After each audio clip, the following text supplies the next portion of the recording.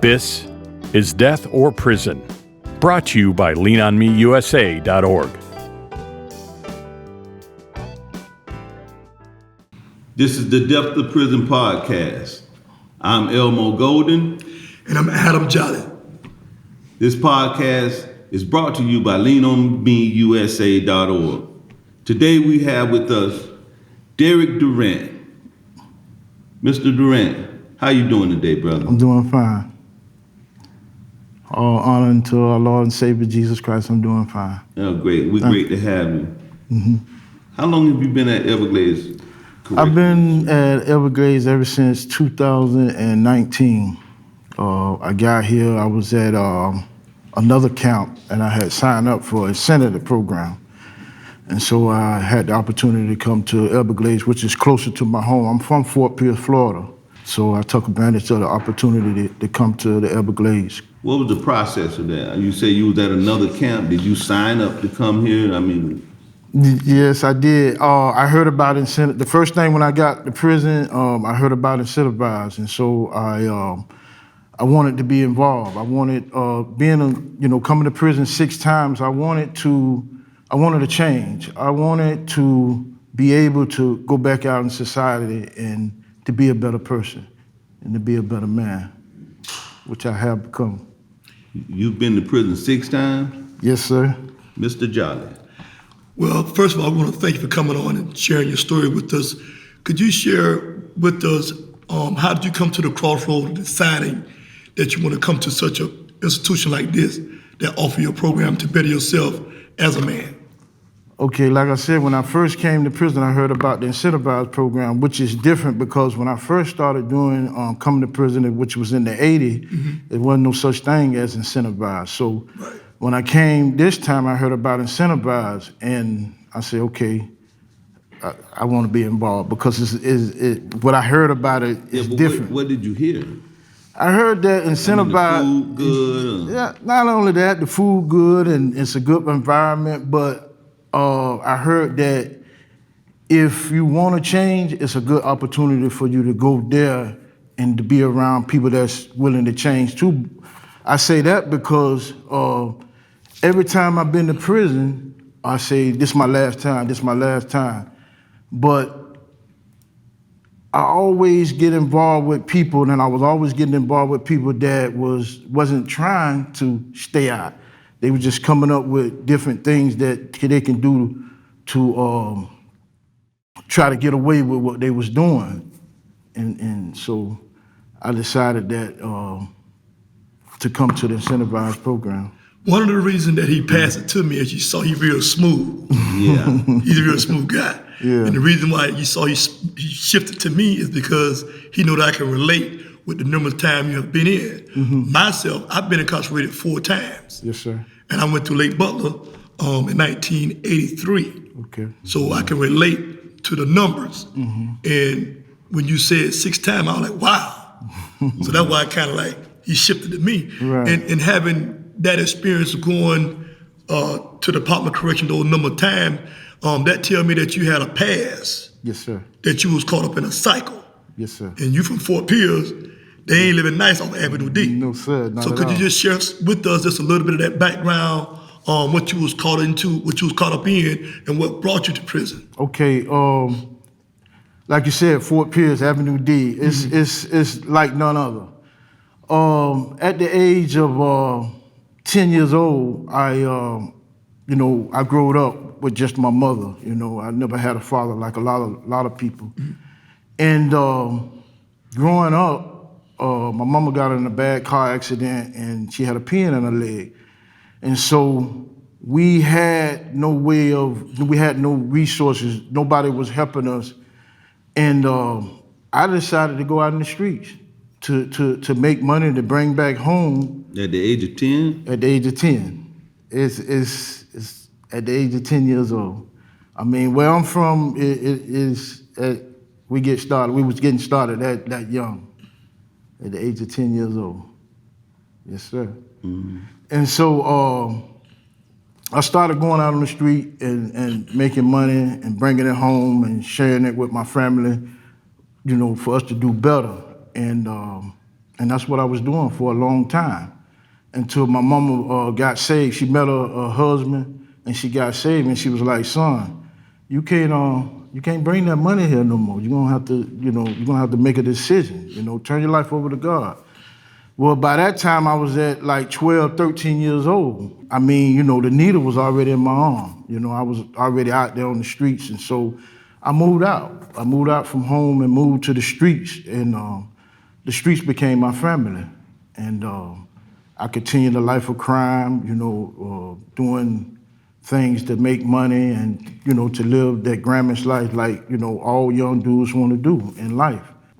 And so it became a chain reaction. Like I said, I've been to prison 6 times. And this last time, I made a decision. I was like, okay, I need to get it right. I got grandkids, I got kids that I need to get it right. I'm tired of coming to prison because it's not profiting anything. No, it's. I mean, you get tired of it. Right. You want something different. You want I'm to do just right. curious though. Now you saying 6 times. You made that first time. What was it? Second time. What was it? Third time. What was it? Like that call kept you on this repeated cycle, and then actually making the confession of that. This is the last time. This is the last time. And what was going on between those 6 times that it wasn't the last time? Well, like I say, the needle was already in my arm. When I was coming to prison, I was saying, okay, I ain't coming back. But that ain't coming back mean I would get slicker.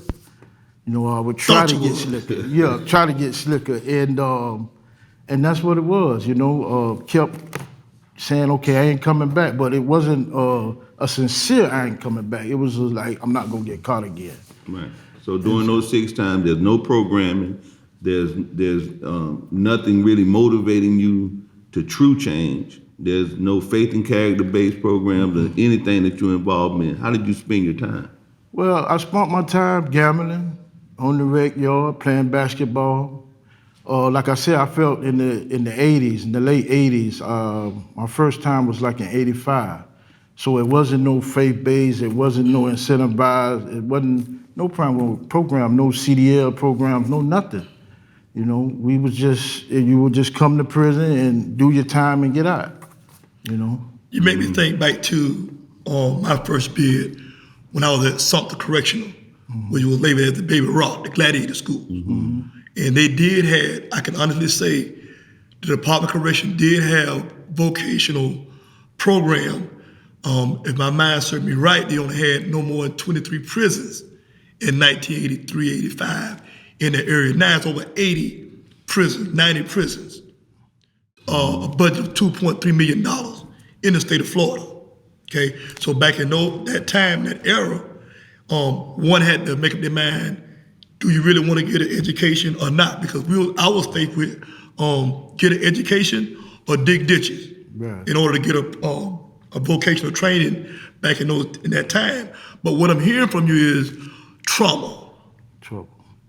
Your personal experience. That's what I heard. Yes, sir. I heard a generational curse, a behavior, Yes, sir. and a pattern that was passed down from granddaddy to daddy. Now here you go. So now you done came to a crossroad where you want to start the buck right here and right now through your faith.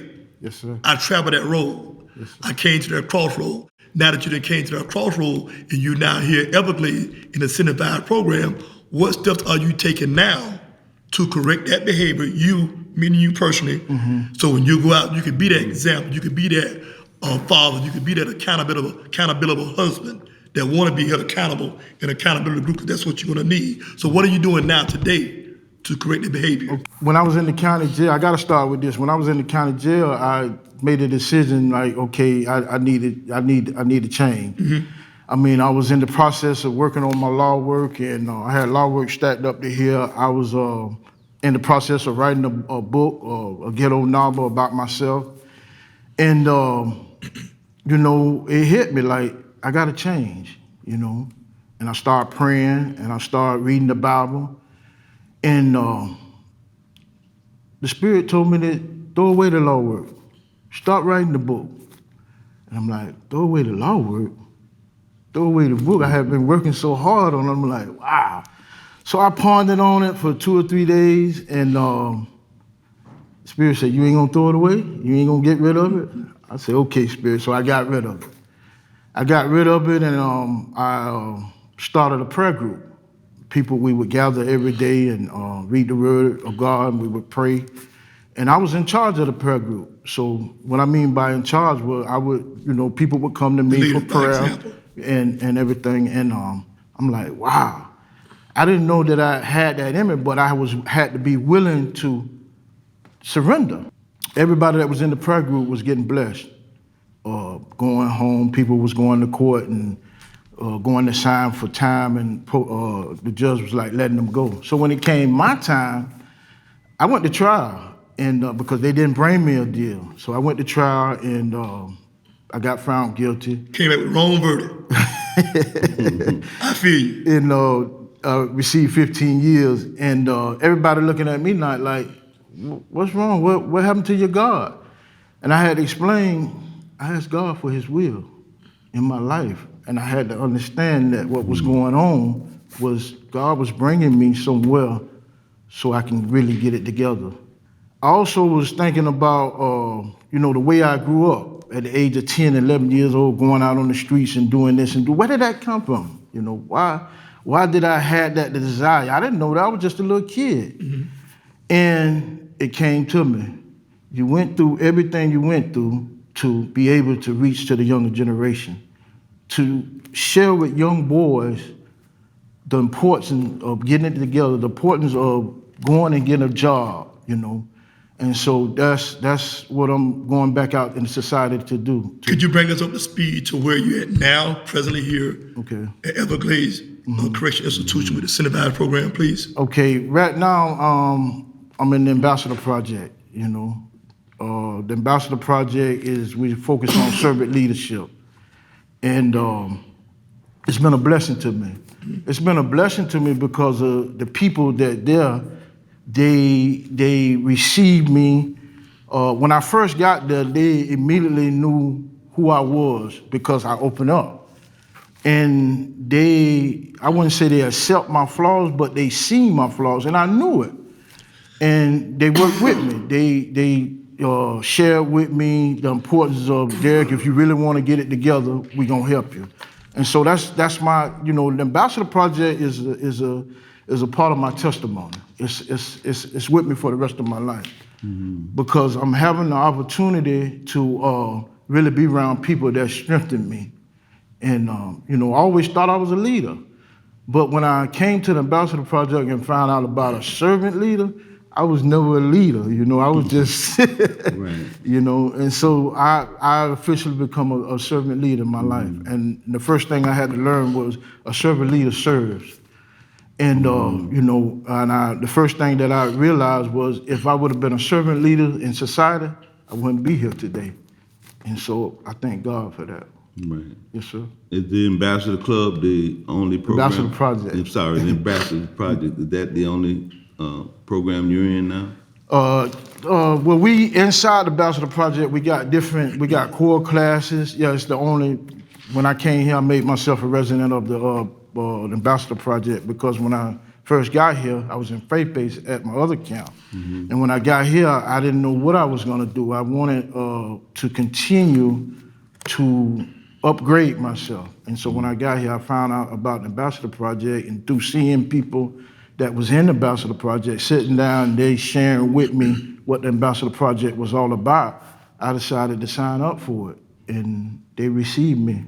And I've been there a little over a year now. Mm-hmm. Being in this environment, what challenge presents itself to you where you have to humble yourself? Because everybody's not on that same mental level in terms of being fully persuaded and being confident that, hey, I'm gonna make it when I get out. Mm-hmm.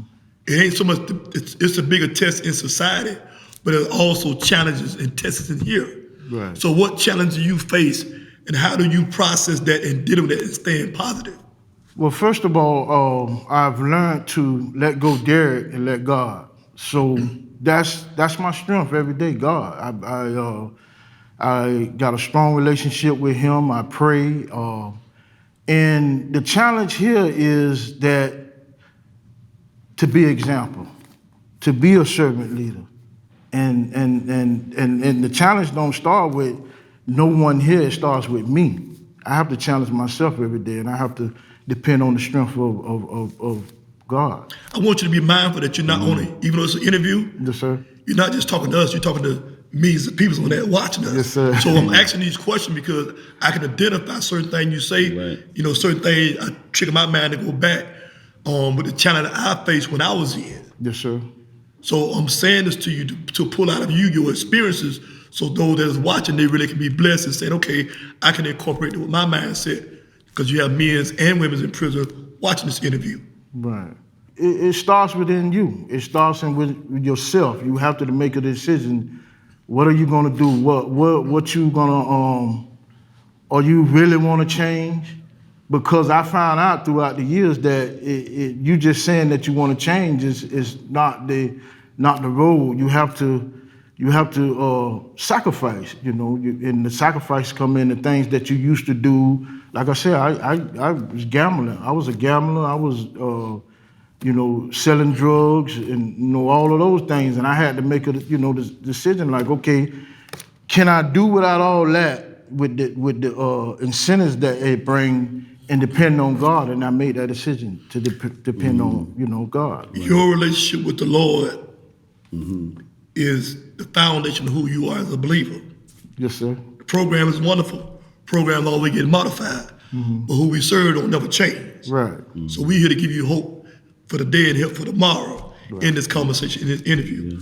I got a quick question though. If I'm curious, how did you just make a decision? You're sitting at another institution and something how did you even hear about incentivized camp?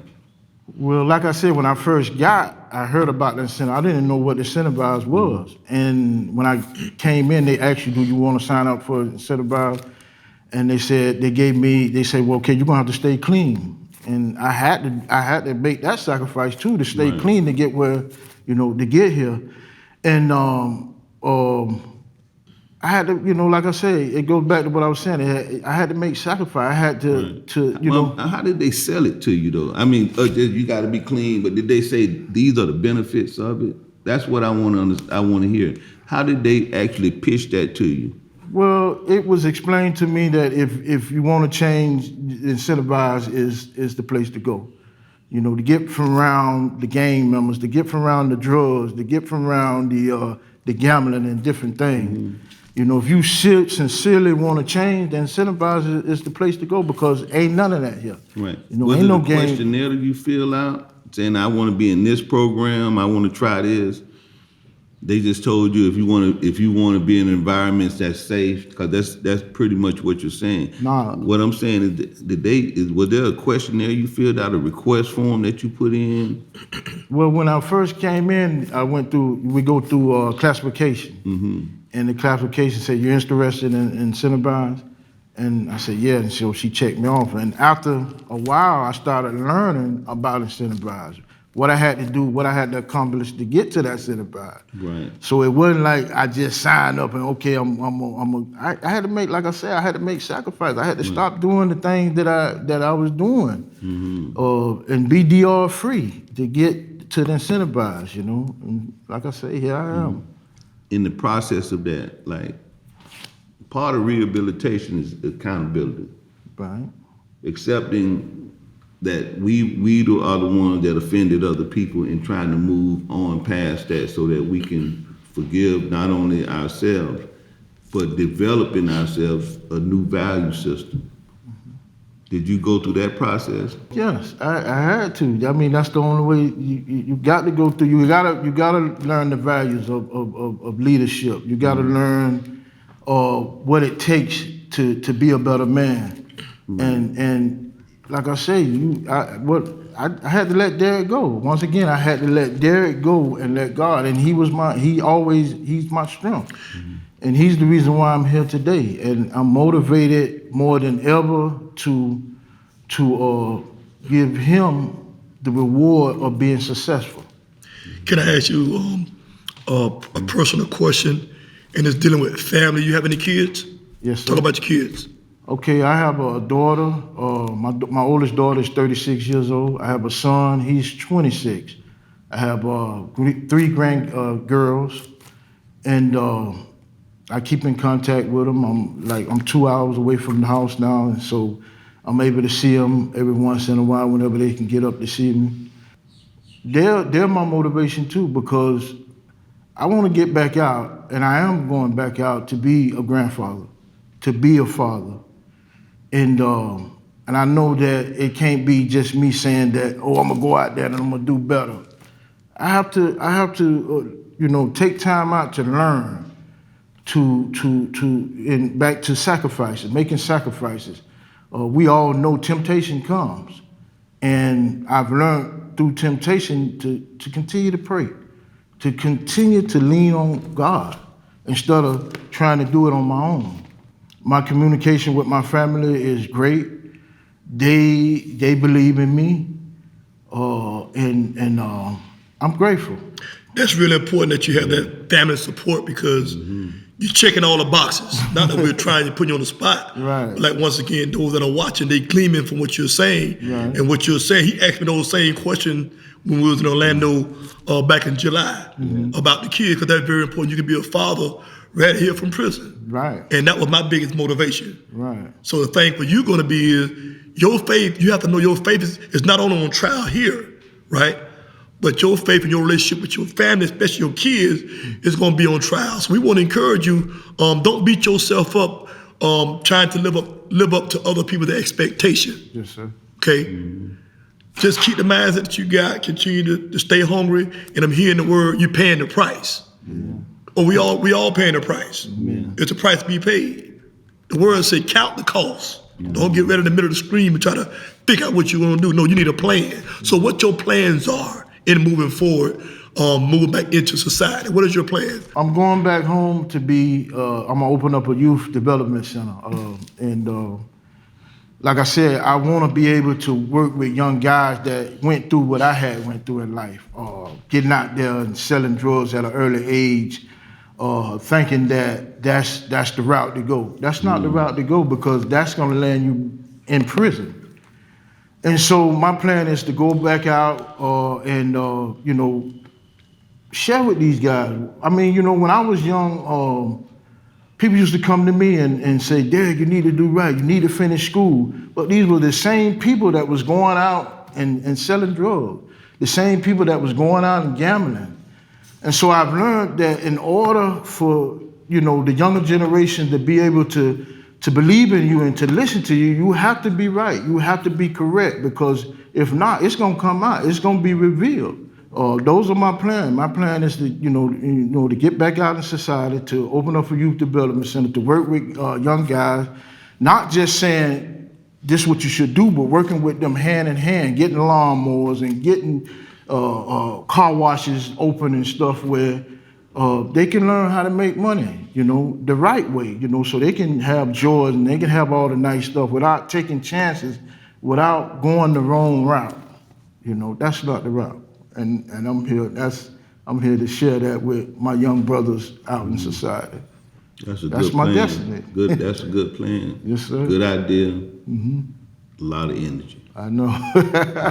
He's preparing me now. Believe me, every day that I wake up, every morning that I wake up, I'm reminded of what I'm going out to do. So, and I understand that it doesn't start when I get out there. It starts in here. Amen. So, I'm working with different guys. One of the things the Ambassador Project allowed me to do is, I'm a big brother. It's a committee inside the Ambassador Project. So I become the head big brother. And not too long ago, 3 or 4 months ago, I was awarded the Ambassador of the Year. And so that's special to me. Amen. I mean, I had no idea that I was going to be awarded Ambassador of the Year, but through hard work and dedication, working with people and caring about people, and God has given me that reward. And also, it shows me that it's a confirmation that I will succeed out in society. Working with young guys and being able to help them because I'm doing it in here. So you know, I'm grateful. I'm very grateful. When you look at the prisons you've been to, you've probably been through quite a bit, at least 6 times, Yes, sir. probably 6 different prisons, probably more than that. Yeah. When you look at the administration at this particular institution, does it work hand in hand with some of the ideas you have in your development? Do you think the administration is suitable here to help? Yes. Yeah. This administration is like none other. It's special. You know, this whole prison. You know, this is the first incentivized prison I've been to, and from my understanding, this is the first. But the administration, they're well trained. We see them. We can go up and we can speak to them. We can interact with them, and that's special because at any other program, any other prison, we don't see the warden every day. We don't see the assistant warden every day. So here we have the opportunity to see them, to interact with them, to share with them, and to express our problems. And they see about us. And so that's special. How important is it though? How important is it? For your development. It's important because it shows that people care. And once you learn that people care, it's real motivation. It's special because I don't think you find that in every prison, that people that care. The officers are here. They don't harass us because they don't have to harass us. They yes sir, no sir, just like we yes sir, no sir to them. And you know, they're special. This is special, and I'm taking advantage of it. I have took advantage of it, and I'm going to continue to take advantage of it. You know. With my experience in prison, hearing that kind of report, I think they're knocking on the door trying to get hired in South Florida. Yes, sir. Man, Yes, send me sir. to Everglades. Yes, sir. How's the food, if you don't mind? The food is good. It's good, and It look like it's good, big man. yeah, the food is good. You know, we have an opportunity to go in the chow hall and to take our time to eat. You know, and it's special. Believe me, it's special. You know. Yeah, look at he smiling. Oh man. Yes, it is. In this, we're joking about food, but if the food is good, it plays a major Yes, it part does. of what where our next move is going to be. Instead of us having to worry about the meal, the nutrition is really important. Yes, it is. It really is. Yes, it I think that when they address that factor of it, not because hey we want food, but when we want something that's good and nutritious for it, it causes us to think better too. It has a bigger meaning than just something that's on the tray. Yeah, it does. You can go to sleep at night, your stomach feeling good. Amen. Yeah. So what's our next move? I know that you're in the ambassadors program. We're in the Ambassador Project. We're in the process of opening up another quad. We just got one quad of 56 men. We're in the process of opening up another quad, which I'm going over to the other quad. I'm going to be a part of the team. They groomed me, and I never knew it until now. They just revealed it to me, like, okay, you're going to go over next door. And so we're in the process of opening another quad, which we're going to have 56 more men. And I'm in the process of preparing for them because it's not going to be easy because you have to be able to have patience. You have to be able to, and one of our things is serve. You have to serve. You have to delegate responsibilities in being a servant leader, and that's the main thing of the Ambassador Project. One of the things in doing time that is obvious. You always seem to have a bad apple in the bunch. And you have those that dealing with their past, trauma, hurt, pain, forgiveness, and what have you. I realize and understand that there's some men see what you got and want what you got, but that Mr. Pride hinders and cripples them from humbling themselves and saying, hey, I want what you got. How do you guys deal with rejection, deal with individuals that don't have the same mindset that you have? They're not ready right now. How do you deal with that? I've learned you can't be judgmental. You can't point the finger. at a guy because he has issues. The first thing I've learned in the Ambassador Project is to work with them, work hand in hand with them, because if we take our time, if we show them that we care, then that means a lot, because prison, you're not used to people that care. You're not used to being in a community where that you can leave your locker open and nobody comes and take nothing from it. You can go and you can take a clean shower. We work hand in hand with these guys. We don't point the finger. That's the first thing that I've learned. Don't point the finger. Don't be judgmental. Because they're used to that. Right, and that's the same thing with me. When I came to the Ambassador Project, I had issues, but I was amazed how they I won't say they accepted it, but they seen it, they recognized it, and I knew it. And I'm like, wow, they're not treating me different. They're treating me like they treat the other guys. But the reason I said that is because everybody's a fruit inspector. Right. Everybody knows when you go to the shower, they really know when you go to their canteen. Right, exactly. Right? Mm-hmm. So a lot of time that be an indirect approach they may have, want what you got, so they'll approach you in an indirect way. Mm-hmm. Right? But one thing I noticed in this environment, this close, I call it the University of DOC. Right. In this specialist environment where we have round-the-clock security. Mm-hmm. Right? These guys are watching your fruit, and as you be consistent, it begins to draw them. Mm. That's what I'm hearing. Right. Okay. So when you have those that's curious and want to get involved, what does that process look like? Okay, we have developmental meetings, we have community meetings, and we have what we call the frenzy. The frenzy is where we hold people accountable. I mean, anybody can come up and hold somebody accountable for something that they did, and you have to accept your feedback. Right. So the process is, us in our meetings and on the one-on-ones to treat people like we want to be treated. And you can't just pretend that. It has to come from the heart. So, our success rate is fantastic in the Ambassador Project, and we care. We care. So, I would encourage anybody in the Department of Corrections that comes to incentivize prison to come to the Ambassador Project, because we trying to get it in every prison. Amen. And every incentivized prison, it's gonna happen. So we determined. And it's been a great interview, a lot of insight. I think that when we look at this particular interview, mm-hmm. and how we can use your story of being a guy that has been incarcerated over 6 times, mm-hmm. and using his family as motivation and his yield and humbled himself not only to God but to the men around him, and then start to see change, it simply says that everything is possible. So if you've been in multiple times, if you've you committed multiple crimes, if people have given up on you, this story today, yes, sir. With Derrick, it should be inspiring, to let you know that, hey, all of us can change. Yes, sir.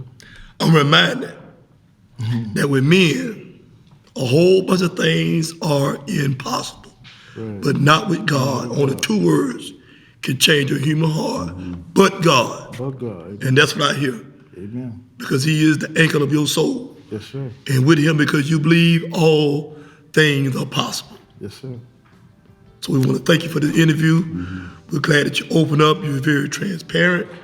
And I don't have no doubt in my spirit that you're going to be successful and that you're going to go back to Fort Pierce in a dark place, yeah. and be a light and know that there's a support system there waiting on you. Mm-hmm.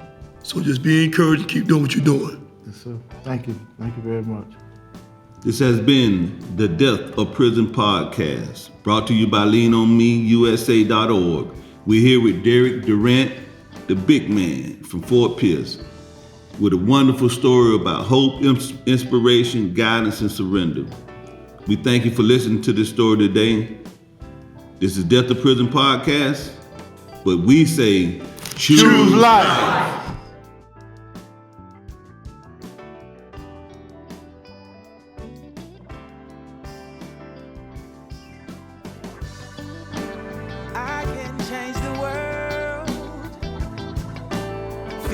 one, teach one boy and girl.